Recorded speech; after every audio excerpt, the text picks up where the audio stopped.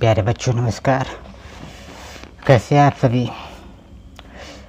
इस वीडियो में मैं आपके साथ डिस्कस कर रहा हूँ डिफरेंशिएबिलिटी, जिसको हिंदी में अवकलनीयता कहते हैं। यदि आपने क्लास 11th में सीमा और सततता के बारे में नहीं पढ़ा है तो उसे ज़रूर रिवीजन कर लें, जिससे आपको ये टॉपिक अच्छी तरह समझ में आएगा। क्योंकि इसको समझने के लिए सबसे पहले आपको सीमा और सततता के बारे में आवश्यक जानकारी होनी चाहिए। इससे पहले टॉपिक में हमने संतत के बारे में जो बताया वो आपको अच्छी तरह समझ में आएगा। अगर आपको अच्छी तरह समझ में नहीं आया है तो उसको एक बार ज़रूर रिवीजन करना, जिससे और अच्छी तरह से समझ में आएगा। तो चलिए आज इस वीडियो में हम डिस्कस करेंगे अवकलनीयता क्या होता है, यानी किसी फंक्शन का हम लोग डेरिवेटिव कैसे निकालते हैं। तो हमारा उद्देश्य होगा किसी फंक्शन का डेरिवेटिव निकालना। जैसे डेरिवेटिव का मतलब होता है अवकलन करना, और उसी पॉइंट पर हम लोग अवकलनीयता की भी बात करेंगे। तो अवकलन किसी फंक्शन का कैसे निकालते हैं, सबसे पहले आपको ये दिमाग में डाल लेना है कि जो हम अवकलन निकालते हैं वो केवल व केवल फंक्शन का ही निकाला जाता है। कोई फंक्शन है, या तो वो लॉगरिथम फंक्शन है, या ट्रिग्नोमेट्रिक फंक्शन है, या इनवर्स ट्रिग्नोमेट्रिक फंक्शन है, या एक्सपोनेंशियल फंक्शन है, या कोई भी ऐसा फंक्शन, उसी का डेरिवेटिव निकाला जा सकता है। तो चलिए देखते हैं। सबसे पहले मान लिया हमने कि एक y बराबर फंक्शन है f(x). आप फंक्शन के बारे में पढ़े होंगे। अब अगर हमें इस f(x) की वैल्यू दी गई है x², जिसका हमें डेरिवेटिव ज्ञात करना है, तो सबसे पहले हमें क्या करना पड़ेगा, एक टेबल बनाते हैं और हम ये जानना चाहते हैं कि इस x के मान में परिवर्तन करने पर इस y के मान में क्या परिवर्तन होता है। ये हम जानने की कोशिश करेंगे, जिसको हम कहते हैं डेरिवेटिव अवकलन। इसका हम लोग ज्यामितीय रूप भी देखेंगे कि किस प्रकार से किसी भी फंक्शन का अवकलन निकालते हैं और वास्तव में अवकलन निकालने का क्या तात्पर्य है। ठीक है, तो चलिए देखिए। सबसे पहले एक टेबल बनाते हैं जिसमें x को अलग अलग मान दे करके हम लोग y की वैल्यू यानी रेट ऑफ चेंज ज्ञात करने का कोशिश करेंगे। यहाँ लेते हैं x और ये y। अब यहाँ पर क्रम से कुछ वैल्यू रखेंगे। मान लीजिए हमने x की वैल्यू 1 रखा है इसमें, तो यहाँ x की वैल्यू 1 रखने पर हमें इस y की वैल्यू प्राप्त होगा 1। तो सिंपल सी बात है। अगर हम 2 रखते हैं तो हमें इस x की वैल्यू 2 रखने पर, यानी यहाँ पर अगर 2 रखेंगे तो यहाँ पर भी 2 रखना पड़ेगा, तो 2 पर 2 घात की वैल्यू आ जाएगी 4। फिर हमने 3 रखा तो हमें मिलेगा 9। मतलब कि 1 2 3 x को अलग अलग मान देने पर y में भी परिवर्तन हो रहा है। अब हम इस परिवर्तन को जानने की कोशिश करेंगे कि इस x के रिस्पेक्टेड में y में क्या चेंज हो रहा है।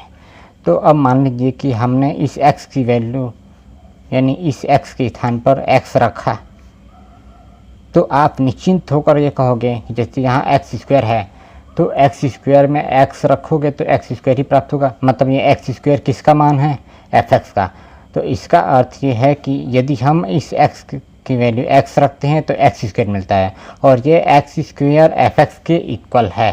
तो हम इसलिए इस स्थान पर y के स्थान पर f(x) लिख सकते हैं। इस बात को समझिएगा ध्यान से। x की वैल्यू x रखने पर हमें x² प्राप्त होता है, तो x² वास्तव में कितने के बराबर है, f(x) के बराबर है। मतलब y की वैल्यू f(x) प्राप्त होती है, तो यहाँ पर लिख दिया f(x). अब इसी प्रकार से यदि हम इस x की वैल्यू को हम ले लें x + h, ठीक है। अगर हम इस x की वैल्यू x + h रखते हैं तो हमें क्या मिलेगा, x + h की पूरी पावर 2, है ना। x के स्थान पर, जैसे यहाँ x के स्थान पर आप रखोगे x + ऐसे लिखा जाएगा x + h। तो इस तरह से इसके स्थान पर भी हमें क्या रखना पड़ेगा, x + h रखना पड़ेगा।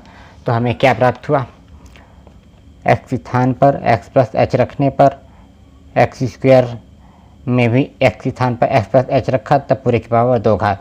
तो ये पूरी तरह से किसके बराबर आ रहा है, एफ एक्स प्लस एच, जो कि यही एफ एक्स में एक्स के स्थान पर एक्स प्लस एच जो वाई के बराबर है, तो वाई की value F x plus H आएगा। तो यहाँ लिख सकते हैं एफ एक्स प्लस एच।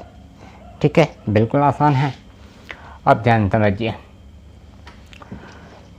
अब हम ये जानना चाहते हैं कि इस x के रिस्पेक्टेड में जो हम x को अलग अलग मान दे रहे हैं, इससे y की वैल्यू में क्या परिवर्तन हो रहा है, रेट ऑफ चेंज क्या है। तो सबसे पहले क्या करेंगे, ऐसे भी इसको गणना कर सकते हैं कि इस दूसरे वाले वैल्यू में से पहले वैल्यू को माइनस कर देंगे तो हमें इसमें रेट ऑफ चेंज प्राप्त हो जाएगा। तो इसके साथ साथ हम इस y के वैल्यू में जो परिवर्तन हो रहा है उसमें भी इस दूसरे वाले में से पहले वाले को माइनस कर देंगे तो हमें इसमें रेट ऑफ चेंज प्राप्त हो जाएगा। तो इसका मतलब है कि जो हम लोग डेरिवेटिव निकालना चाहते हैं किसी फंक्शन का, वो है x के सापेक्ष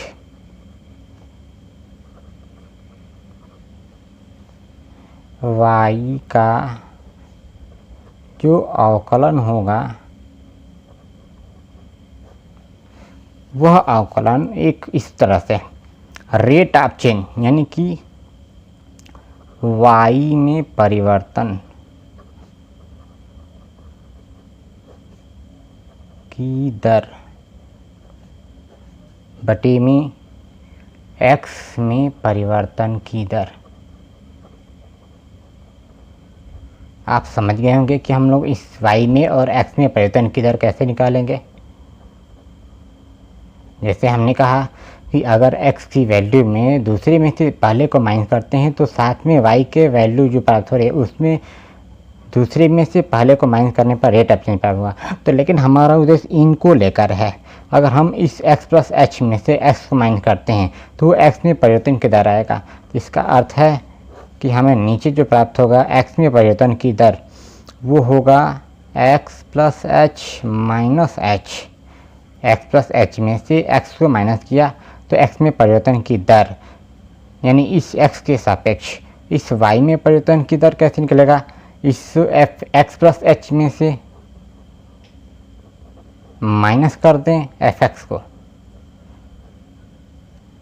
ठीक है, तो ये जो आया है वैल्यू, ये x के सापेक्ष यानी x के सापेक्ष y में परिवर्तन की दर है।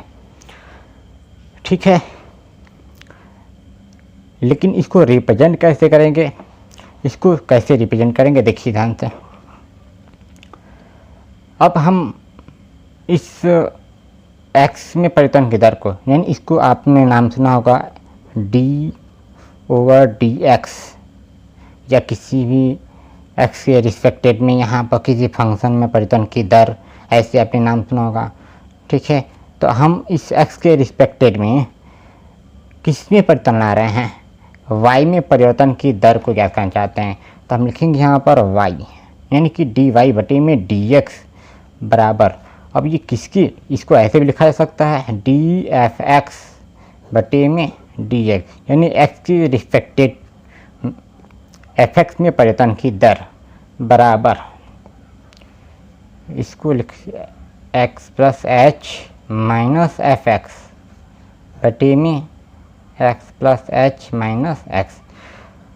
अब ये ध्यान दीजिए, ये जो परिवर्तन है x में परिवर्तन की दर यानी 1 2 3, ये बहुत ही छोटा चेंज है, क्योंकि आप देख रहे हैं 1 और 2 3 इनके अंतर्गत बहुत ही छोटा चेंज है, बहुत ही कम परिवर्तन है। तो y में भी छोटा परिवर्तन होगा। तो यहाँ पर जो हम लोग x के रिस्पेक्टेड में y में परिवर्तन की दर निकालते हैं, वो बहुत ही छोटा परिवर्तन लेते हैं। तो उसको ऐसे लिखा जा सकता है लिमिट h टेंड टू 0, यानी छोटा परिवर्तन लेते हैं।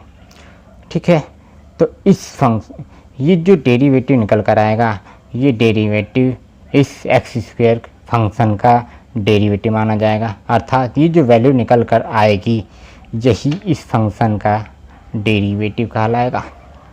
ठीक है, ये आपका मेन सूत्र है। इस सूत्र की सहायता से हम लोग किसी भी फंक्शन का डेरिवेटिव आसानी से निकाल सकते हैं। तो इस किताब में कुछ फंक्शन का डेरिवेटिव निकाल करके दे दिया गया है, जैसे आप देख सकते हैं। यहाँ एक फंक्शन है, मान लीजिए एक्स की पावर एन, तो एक्स की पावर एन का अवकलन एन एक्स की पावर एन माइनस वन, यानी घात को आगे ला करके उस घात में से एक कम कर देते हैं। उसी प्रकार से साइन एक्स का साइन एक्स फंक्शन का डेरिवेटिव कास एक्स है, उसी प्रकार से कास एक्स का डेरिवेटिव माइनस साइन एक्स है। तो ये जो भी डेरिवेटिव यहाँ निकाल कर दिया गया है, ये मूल रूप से इसी फंक्शन या इसी हम कहें कि ये जो फार्मूला है, इसी फार्मूले से निकाला गया है। यही मुख्य रूप से फार्मूला है जो हर एक फंक्शन का डेरिवेटिव निकालता है, और इस फार्मूले को बोलते हैं प्रथम सिद्धांत। प्रथम सिद्धांत से अवकलन, यानी इसको प्रथम सिद्धांत का सूत्र कहा जाता है। ये ध्यान में आपको रखना है, ठीक है। अब मैं आपको इस फंक्शन का डेरिवेटिव निकाल कर दिखाता हूँ इस फार्मूले से। देखिए, अब ये ध्यान रखना है कि यहाँ जो हमने ये परिवर्तन निकाला है वो x के सापेक्ष y में परिवर्तन की दर निकाला गया है। दर,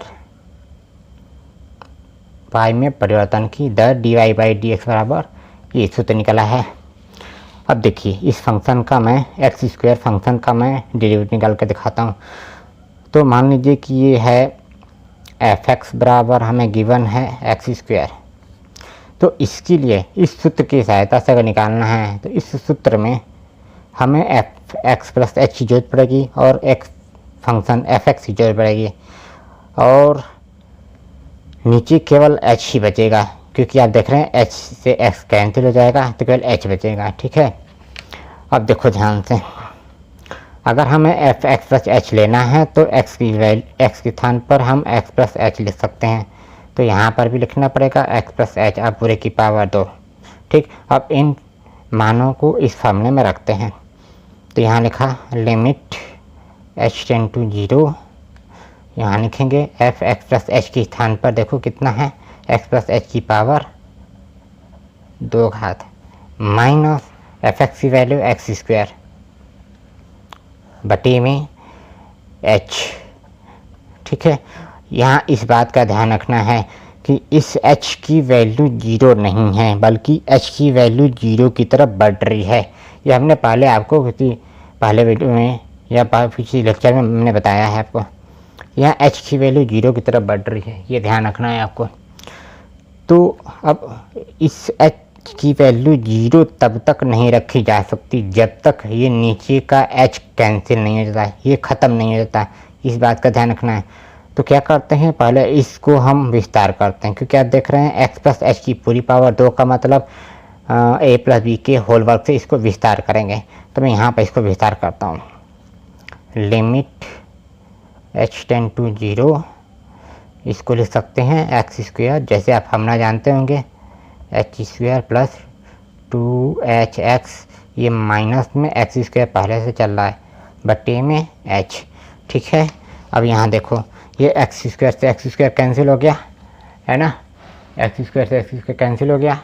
अब इसके बाद जो बचेगा उसको लिखेंगे लिमिट एच टेंड टू 0, इन दोनों में से h कॉमन ले लो, तो यहाँ बचेगा h प्लस यहाँ बचेगा 2x, अब पूरे के बटे में h से h कैंसिल, तो यहाँ लिख सकते हैं limit h tend to 0 h plus 2x, नीचे h कैंसिल हो गया।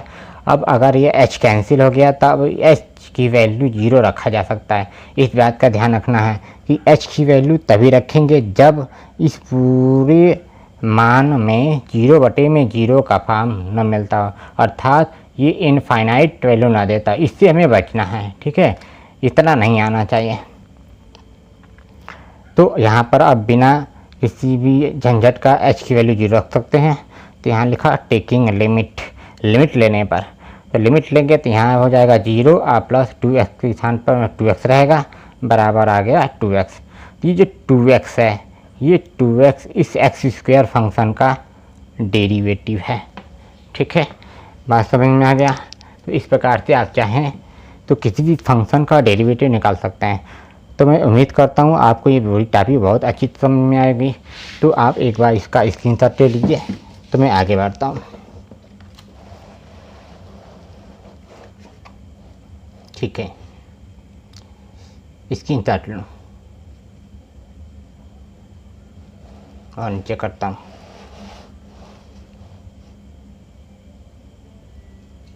ठीक है, यदि आप इस तरह से इस फंक्शन का डेरिवेटिव निकाल सकते हैं तो ज़रूर निकालने की कोशिश कीजिएगा। वो है साइन एक्स का डेरिवेटिव इस प्रथम सिद्धांत वाले सूत्र से निकालना है। दूसरा एक्स क्यूब का डेरिवेटिव। ये दो आपके लिए होमवर्क रहेगा, आप इसको ज़रूर हल करेंगे। ठीक है,